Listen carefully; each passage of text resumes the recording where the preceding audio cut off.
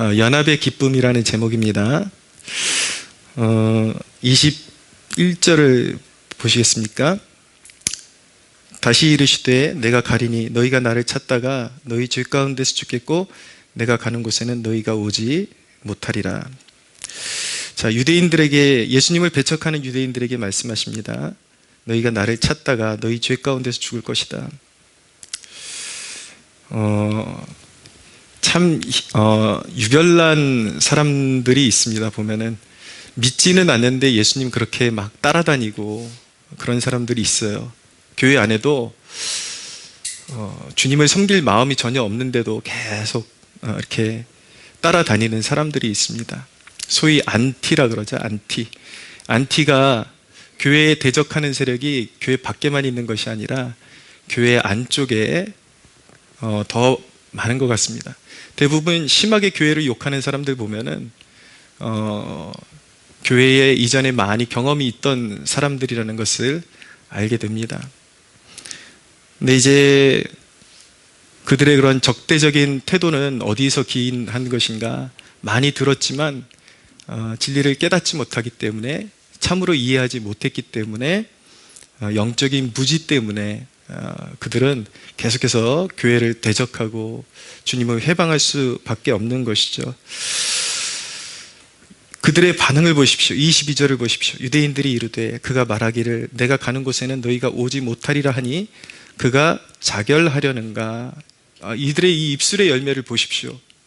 예수님께서는 천상의 이야기를 하고 계시고 그의 근원이 하늘에 있다라는 것을 말씀하고 계시고 이제 십자가를 지시고 부활하셔서 승천하실 것, 이제 하늘에 오르실 것을 이야기하고 있는데, 그러면 모르면 좀 더 자세히 물어보면 좋을 텐데 꼭 말을 해도 독하게 하는 거예요. 그럼 자살할 건가 보지? 스스로 죽을 건가 보지? 그렇게 독하게 말하는 것이죠. 언어는 열매라고 성경이 말씀하고 있습니다. 그 사람의 본질이 무엇이냐, 됨됨이가 무엇이냐, 그것을 분명하게 보여주는 것이 그 사람의 언어라는 것이죠.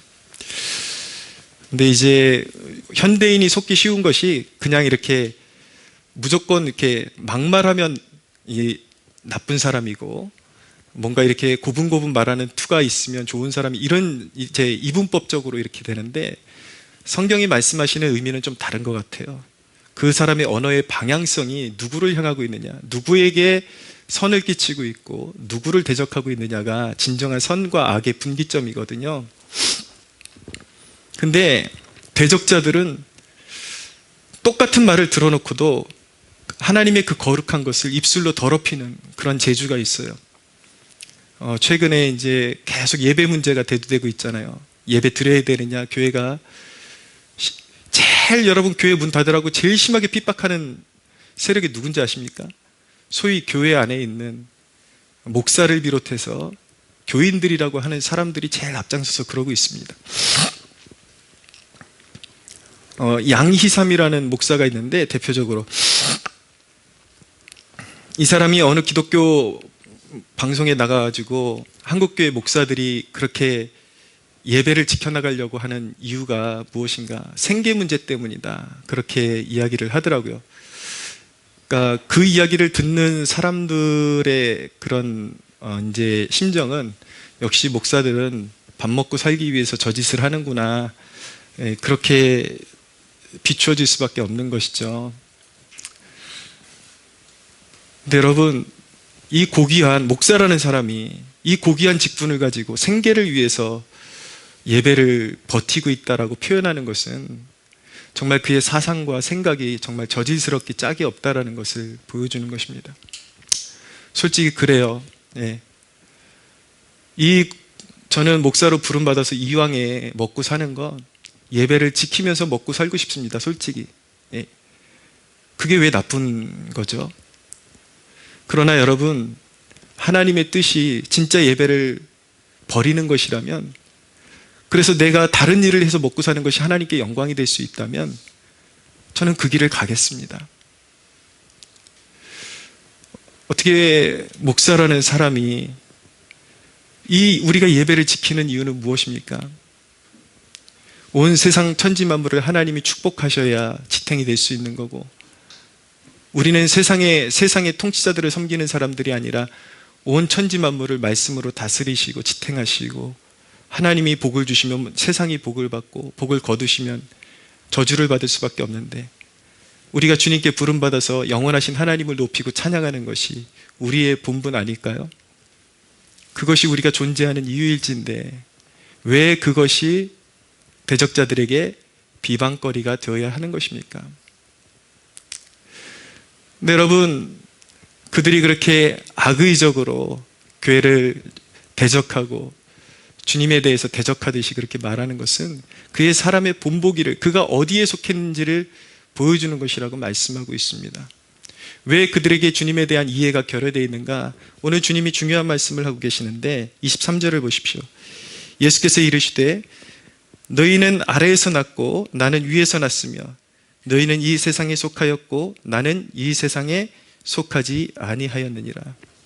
왜 그들이 그런 영적인 무지 가운데서, 주님은 하늘로 오르시는 거룩한 이야기를 하고 있는데, 그 주제를 이야기하고 있는데 왜 그들은 그것을 자결할 것이라고 그렇게 생각을 하고 있는가? 왜 영적인 이해가 떨어지는가? 왜 똑같은 말을 해도 꼭 그렇게 삐뚤어지게 바라볼 수밖에 없는가?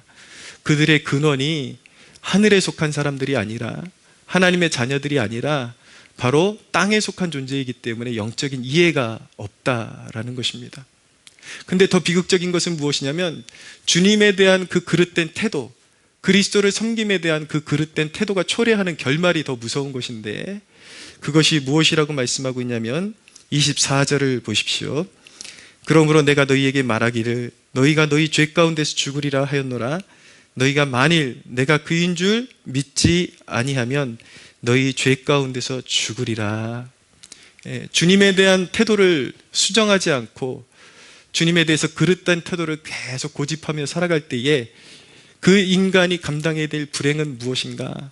죄 가운데서 죽는다라는 거예요. 주님은 죄의 문제를 해결하기 위해서 이 땅에 오셨는데 주님의 은혜를 입지 못하고 결국 죄 가운데서 헤매다가, 죄 가운데서 죽는다라는 것은 무엇을 말하는 것입니까?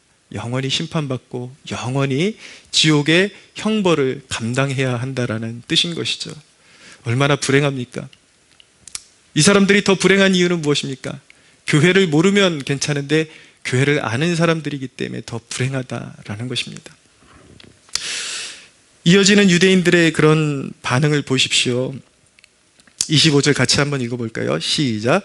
그들이 말하되 내가 누구냐? 예수께서 이르시되 나는 처음부터 너희에게 말하온 자니라. 아멘.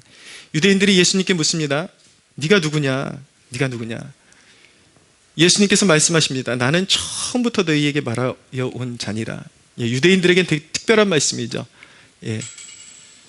하나님의 구속 역사가 시작하기 그 시점부터, 하나님이 아브라함을 택한 그 시점부터, 아니 아담과 하와가 실패하고 죄 가운데 떨어졌다가 하나님께서 다시 무화과 나무 잎을 제하시고 가죽옷을 입혀주기 시작하는 그 순간부터 하나님께서 계속해서 인류의 구속 역사에 대해서 말씀해 오셨다라는 것입니다.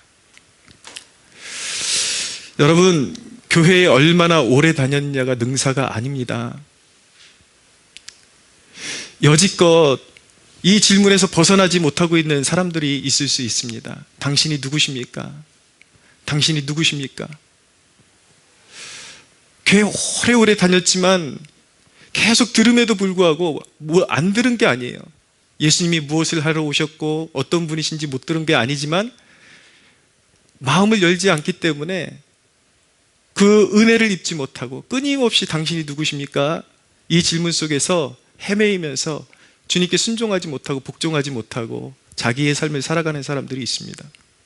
그러나 여러분 기억해야 되는 것은 주님은 오늘 처음 여러분들에게 나타나신 것이 아니라 이런 사람들에게 수없이 주님 자신에 대해서 말씀해 오셨다는 것을 기억해야 하는 것입니다.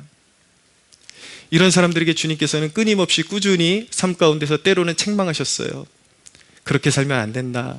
돌아와야 된다. 회개해야 된다. 믿음을 가져야 된다. 그래서 때로는 어떤 중요한 일을 그르치게 만들어서 자신의 연약함을 보게 하실 때도 있었고, 때로는 주님을 신뢰하지 못함에도 불구하고 주님의 사랑이 얼마나 큰지를 깨닫게 해주시기 위해서 공경에 빠졌을 때, 여러분들이 공경에 빠졌을 때에 여러분들의 힘으로 도저히 이룰 수 없는 일임에도 불구하고 해결해 주신 적이 한두 번이 아닙니다. 사람들이 인정하지 않을 뿐이죠. 분명히 큰일 날 뻔한 상황들이었는데 정말 기적 같은 그런 개입으로 인해서 그 상황을 모면한 적이 한두 번이 아니고, 그런 사건들을 통해서 하나님이 살아계시고 주님이 주권자이시고 구원자이시다라는 것을 끊임없이 말씀해 오신 거예요. 여러분들의 삶 가운데 그렇게 말씀해 오신 분이 바로 우리 주님이십니다.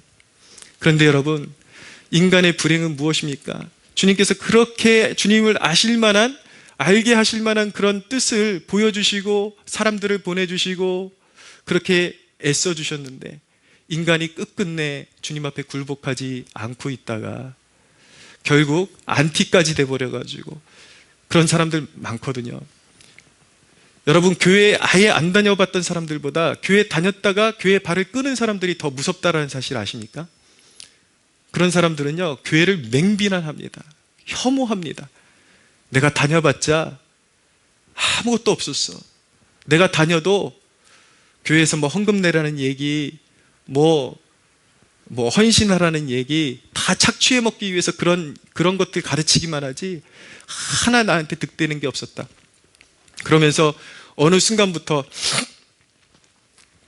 교회를 핍박하는 세상과 함께 연대해가지고 적대 세력으로 안티가 돼가지고 끊임없이 교회에 대해서 욕설을 해대는 그런 존재가 되는, 한 영혼이 당할 수 있는 가장 비참한 일이라는 사실을 아십니까? 여러분, 오늘은 여러분들의 마음 가운데 좀 경각심을 새기셔야 합니다. 나의 신앙의 현 주소는 어디 있는가? 교회를 나오긴 나오는데 나는 과연 그 은혜의 생수를 마시고 있는가? 진정으로 예배함에 동참하고 있는가? 그리스도의 은혜가 정말 내 마음의 감동으로 와 닿고 있는가에 대해서 점검하셔야 돼요. 그렇지 않으면 여러분들도 여러분들 가운데 그런 일이 없기를 바라지만 여러분들 가운데 어느 누구는 그런 불행한 길로 걸어갈 수도 있다는 것을 경각심을 가져야 하는 것입니다. 말씀드렸듯이 교회를 아예 안 다녔던 것보다 수없이 하나님의 말씀을 들었다가 밖으로 뛰쳐나간 것이 더 위험하다는 사실을 기억하시기를 바랍니다. 히브리서 6장 4절 이하에 보면 이런 말씀이 있습니다. 한번 빛을 받고 하늘의 은사를 맛보고 성령에 참여한 바 되고 하나님의 선한 말씀과 내세의 능력을 맛보고도 타락한 자들은 다시 새롭게 하여 회개하게 할 수 없나니 이는 그들이 하나님의 아들을 다시 십자가에 못 박아 드러내놓고 욕되게 함이라. 땅이 그 위에 자주 내리는 비를 흡수하여 밭가는 자들이 쓰기에 합당한 채소를 내면 하나님께 복을 받고 만일 가시와 엉겅퀴를 내면 버림을 당하고 저주함에 가까워 그 마지막은 불사름이 되리라 라고 말씀하고 있습니다. 이 말씀은 주님 앞에 나와서 신앙생활 시작했는데 진리의 말씀을 이해하지 못하고 받아들이지 못하고 내뱉어내고 분명히 은혜의 말씀이 주어지고 있는데도 불구하고 계속 거부하다가 이제 은혜의 공동체를 떠나게 되면 도저히 이제는 선한 열매를 맺을 수 없는 저주받은 땅과 가까워서 늘 하나님을 대적하다가 영원한 심판과 영원한 불사름, 영원한 지옥불에 들어갈 수밖에 없는 가련한 신세가 되고 만다라는 것을 우리에게 경고하고 계신 것입니다. 사랑하는 여러분, 부탁합니다. 주님의 길이 참으심과 인내를 시험하지 않는 여러분들 되시기를 바랍니다. 여러분들 말씀을 들을 때에 판단하는 자가 되지 말고 은혜 받는 자가 되십시오. 할렐루야. 예, 여러분들에게 하나님께서 은혜 주시기 위해서 이 자리에 부르신 것입니다. 여기에 여러분들이 나올 수 있는 것만 해도 하나님의 큰 은총을 입은 것입니다. 그러나 더 나가야 되는 것은 무엇이냐면 여기에 앉아있는 것으로 만족하지 말고 여러분들의 삶을 주님 앞에 온전히 드릴 수가 있어야 되는 것입니다. 28절을 보십시오. 이에 예수께서 이르시되 너희가 인자를 든 후에 내가 그인 줄을 알고 또 내가 스스로 아무것도 하지 아니하고 오직 아버지께서 가르치신 대로 이런 것을 말하는 줄도 알리라 라고 말씀하죠. 여러분 가운데 누군가는 어쩌면 수없이 교회 강단에 선포되는 십자가와 부활의 말씀을 듣고도 알고도 믿지 못해서 순종하지 못해서 영원히 지옥에 가야 하는 사람이 있을 수도 있습니다. 저는 몰라요, 솔직히. 지금 잘 믿는 사람 같은데도 불구하고 주님 앞에 진정으로 엎드리지 못한 가짜 신앙을 가지고 있는 사람이 있을 수도 있고, 또 지금은 별로 신앙이 없는 것 같지만 그 내면에 이제 앞으로 더 주님 앞에 잘 다가오고 진실하게 행할 사람이 있을 수도 있어요. 그러나 여러분들 각자가 주님 앞에서 정직해지셔야 하는 것입니다. 이 말씀의 초청 앞에서 여러분들은 어떤 태도를 취할지 여러분들은 결정하셔야만 하는 것입니다. 사랑하는 여러분, 간곡히 부탁드립니다. 저와 만나서 이 자리에서 함께 신앙생활하는 여러분들 가운데 단 한 사람도 지옥불에 떨어지는 사람이 없게 되기를 바랍니다. 믿으십시오. 진짜 믿으면 되는 것입니다. 주님은 우리를 버리지 않으십니다. 할렐루야. 여러분, 우리가 그리스도인이 어떤 사람인지에 대한 정체성에 대해서 분명한 그런 이해를 가지고 있어야 되는데, 그리스도인이라는 것은요, 주님과 연합의 관계로 묶여있는 사람을 말하는 것입니다. 그 사람은 삶의 모든 동력이 주님의 뜻에서 나오는 거예요. 주님이 무엇을 하든지 이 일 가운데 주님이 원하시는 것은 무엇일까? 내가 어떻게 행동해야지 우리 주님이 기뻐하실까? 늘 고려하고 그렇게 살아가는 것이죠. 그리고 주님이 추구하시는 것들이 무엇입니까? 교회를 사랑하시고 연약한 자들을 품으시고 말씀으로 먹이기를 원하시는, 그리고 사랑하기를 원하시는 그 주님의 추구, 아직도 구원받지 못한 이 민족과 열방 가운데 그리스도의 사랑이 전파되어져서 잃어버렸던 영혼들이 주님의 울타리로 들어오는 것이 주님의 추구고 뜻이겠죠. 그것을 위해서 주님은 자신을 주셨잖아요. 그렇다면 여러분, 우리가 주님과 연합한 자라면, 그리스도인이라는 것은, 그리스도와 연합한 자라는 것은 무엇이냐면 주님의 추구가 우리의 추구가 되었다라는 것입니다. 그것을 위해서 우리의 인생을 송두리째 드려야 하는 것이죠. 그리고 주님께서 우리 삶 가운데 어떤 승리를 주시고 우리 삶 가운데 어떤 성공을 주셨을 때, 기쁨을 주셨을 때, 그것을 나에게 공로를 돌리는 것이 아니라, 내가 했다 이것이 아니라 그 승리를 주신 주님께 감사와 영광을 올려드리고 주님과 함께 기뻐하고, 때때로 우리의 삶 가운데 역경과 고난이 있지만 그 고난을 주신 것도 뜻이 있음을 믿고 그 고난 가운데도 감사할 수 있는 것, 그것이 바로 그리스도와 연합한 사람의 삶이라는 것을 꼭 기억하시기를 바랍니다. 이 연합은 반드시 그 연합된 사람의 삶을 주님께서 기뻐하시는 것을 추구하도록 만들 수밖에 없는 것입니다. 예수님이 이 땅에 오셔서 사셨던 삶은 무엇이었습니까? 늘 하나님 아버지를 가까이 하시고 아버지의 뜻을 묵상하시고 오랫동안 기도하시고 밤새워 기도하시고 그리고 아버지께 순종하는 것을 기뻐하셨죠. 마찬가지로 예수님과 연합해 있다는 것은 무엇을 의미하는 것인가? 예수님이 기뻐하셨던 것이 바로 우리의 기쁨이 되어 있다는 것, 그것이 바로 연합이라는 것입니다. 우리가 진정으로 예수님과 연합이 되어 있다면 예수님께서 기뻐하시는 것들이 우리의 삶에 또한 기쁨이 되어야 하는 것입니다. 할렐루야. 여러분, 예수 그리스도와 연합을 지켜나가는 사람의 마음속에는요, 항상 그 중심에 예수님이 계십니다. 여러분, 늘 말씀드리지만은 여기가 예배의 끝이 아니라 예배의 시작점인 것입니다. 주님 앞에 나와서 주님을 모시고 우리 인생 가운데 흐트러져 있던 마음을 모아서 다시 주님을 우리의 중심에 모시고 이 예배의 감격과 기쁨을 가지고 세상으로 나아가서 모든 삶의 순간순간에 예수 그리스도가 우리의 삶의 왕 되시도록 아침에 일어나면 주님 앞에 무릎 꿇고 기도하고 예수님 오늘 함께 해주십시오. 길을 걸을 때도 예수님 함께 해주십시오. 그의 삶의 중심에, 마음의 중심에 항상 그리스도가 계시는 것이죠. 그의 마음에 그리스도가 항상 좌정하고 계신 사람의 삶은요, 교회에 나왔을 때만 찬양하고 말씀에 집중하는 것이 아니라 모든 삶의 순간순간마다 말씀을 묵상할 수밖에 없는 것입니다. 말씀을 곱씹고 찬양이 그 마음 가운데서 흘러나오는 것이죠. 생각해 보세요. 이 교회라는 공간 안에만 예배를 한정시키지 말고 여러분들의 진정한 예배가 우러나오는 공간이 여러분들의 마음이라는 사실을 꼭 기억하십시오. 내 마음이 성전이라고 생각할 때 주님이 좌정하셨어요. 내 삶 가운데. 그럼 어떻게 할까요?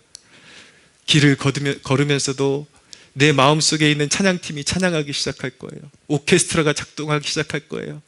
내 마음속에서 오케스트라가 일어나고 찬양팀이 일어나고 기도가 일어나고 때로 내가 허물과 죄 가운데 있을 때에 탄식이 일어나고 주님이 우리의 삶을 만져주실 때에 기쁨이 일어나고 이것이 연합이라는 것입니다. 할렐루야. 사랑하는 여러분, 연합의 기쁨을 누릴 수 있어야 하는 것입니다. 여러분들의 삶이 수없이 예배드렸는데 결국 주님을 알지 못하고 결국에는 버림받는 쭉정이와 같은 인생이 되어서야 되겠습니까? 사랑하는 여러분, 여러분들의 삶 가운데 주님이 임재하셔서 좌정하셔서 정말 여러분들의 삶 가운데 여러분들의 입술의 열매가 변화되고 마음의 심령의 변화가 일어나고 강박했던 마음이 녹아지고 더욱더 주님이 우리에게 붙여주신 사람들을 사랑하는 그런 축복을 누리시는 여러분들 되십시오. 여러분, 우리의 마음이 성소가 되고 끊임없이 예배가 일어나잖아요. 찬양하고 감사하고 말씀 묵상하고. 여러분, 최고의 순종이 무엇인지 아십니까? 사람들은 자꾸 뭔가 액션을 행하는 걸 먼저 생각해요. 그러다 보니까 어떻게 되냐면 주님과 상관이 없는 액션을 취하고 그것이 나의 공로라는 것이죠. 주님은 그런 것을 선행이라고 인정하지 않습니다. 여러분, 진정한 순종이라는 것은 무엇이냐면요, 우리의 더러워진 마음의 우상을 깨뜨리고 주님으로 채우는 것이, 그것이 진정한 순종의 첫걸음입니다. 할렐루야. 진정한 행동으로 옮겨지는 순종이라는 것은 우리에게 부어진 주님의 사랑이 흘러 넘치는 것이 이제 손발로 움직이기 시작하는 거예요.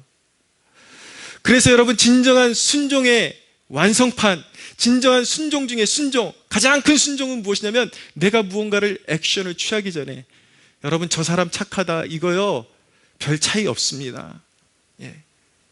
사람의 행실을 가지고 따지자 그러면 니나 나나 별 차이 없어요. 거기서부터 우리가 진정한 그리스도인을 논하기 시작하는 것이 아니라 우리의 마음이 성소가 되어서 주님을 모시고 주님이 나를 그렇게 사랑하시는구나, 주님이 나를 그렇게 뜨겁게 사랑하시는구나, 주님이 나를 피 흘리시기까지 그렇게 사랑하셨구나, 그것을 묵상하고 그것을 떠올리고 말씀 안에 거하고 찬양하고, 그러면요 그것이 가장 큰 순종인데, 그 순종으로 나아가는 백성들에게 하나님께서 주시는 가장 큰 상급이 무엇인지 아십니까? 그 큰 상급이 무엇이냐면 바로 하나님의 임재입니다. 할렐루야. 항상 마음에 찬양이 우러나오고 감사가 우러나오고 말씀을 묵상하는 그 사람의 삶에는요 하나님이 임마누엘, 하나님의 영광이 나타나요. 하나님의 임재가 나타나요. 8장 29절을 보십시오. 예수 그리스도의 삶을 보십시오. 나를 보내신 이가 나와 함께 하시도다. 나는 항상 그가 기뻐하시는 일을 행함으로 나를 혼자 두지 아니하셨느니라. 예수님께서 항상 이 땅에 계실 때 아버지와 동행하시고, 예수님께서는 하나님 아버지께 얼만큼 매달리셨냐면 땀방울이 핏방울이 될 정도로 그렇게 매달리시고 충성스럽게 아버지를 추구하셨어요. 그러니까 어떻게 하셨다 그러니까 아버지께서 예수님이 이 땅에서 사역을 감당하실 때에도 모든 순간마다 한순간도 홀로 두지 아니하시고 늘 함께 하셨다라고 말씀하시는 것입니다. 마찬가지로 여러분, 일의 형통이 어디 있는 것입니까? 여러분들이 주구장창 뛰어다닌다 그래서 인생이 잘 풀어지던가요? 예? 인간의 자신의 힘을 의지하게 되면은 잘 풀리던 일도 저주가 되고요. 진짜 축복받은 사람은 지금 고난과 역경이 있지만 모든 것이 합력하여 선을 이루게 되는 것이 진정한 축복 아니겠습니까? 할렐루야. 그런 복을 주시는 것이죠. 우리의 마음의 성소가 되고 우리의 마음이 교회가 되고 우리의 마음이 찬양팀이 되고 우리의 마음 중심에서 강단이 있어서 말씀이 선포되어지고 하나님을 향한 위대한 사랑, 하나님이 우리를 향하신 위대한 사랑이 우리 마음 가운데 끊임없이 선포되어지고 그 사랑에 감사합니다. 감사합니다. 주님 함께 해주십시오. 오늘도 주님과 함께 동행하기를 원합니다. 늘 그렇게 할 때에 여러분, 길을 갈 때에도 찬양하십시오. 할렐루야. 찬양의 가사가 잘 안 떠오르면 흥얼거리세요. 그냥 흥얼거리시고, 또 좋아하는 찬양이 생기면 외우세요. 외우시고 길거리 가면서 찬양하시고 하루를 마무리하면서 주님을 높여드리고, 그곳에 그 사람의 삶 가운데 임재가 나타난다. 할렐루야. 여러분, 임재하니까 자꾸 이 유아기적인 사람들은 그래서 하나님 저한테 뭘 주실 건데요, 뭘 응답해 주실 건데, 이걸 자꾸 논하거든요. 근데 여러분, 생각을 좀 바꾸세요. 여러분들은 그냥 몇백 원짜리 선물 꾸러미 그냥 손에 들려있는 거 그거 한두 개를 원하십니까? 아니면 그 모든 것을 가지고 계신 삶의 주권자를 원하십니까? 임재라는 것은요, 여러분 성경을 읽어보시면 이스라엘이 패하고 승리하는 성패의 근원이 어디인지 아십니까? 이스라엘의 진영에 하나님이 임재하시면 그들은 일당 100을 감당했습니다. 한 사람이 100을 쫓고 100사람이 1000을 쫓고, 할렐루야. 전쟁에 승리하면 반드시 전리품을 얻습니다. 이보다 영광스러운 삶이 어디 있습니까? 여러분 질문하십시오, 스스로에게. 여러분 그렇게 살다가 진리에 대해서 깨닫지 못하고 예수님과 동행하는 삶을 저버린 채로 그냥 안티 같은 그런 삶을 살다가 교회를 대적하는 삶으로 마치겠습니까? 영원하신 주님과 동행하면서 삶의 아름다운 열매들이 풍성하게 맺혀지는 아름다운 삶을 영위하기를 원하십니까? 사랑하는 여러분, 이 임재의 기쁨, 이 주님과의 연합의 기쁨을 모른다라는 것은 둘 중에 하나입니다. 무엇이냐면 타락했거나, 첫째는 타락했거나, 두 번째는 그가 하나님의 자녀가 아니라는 뜻인 것입니다.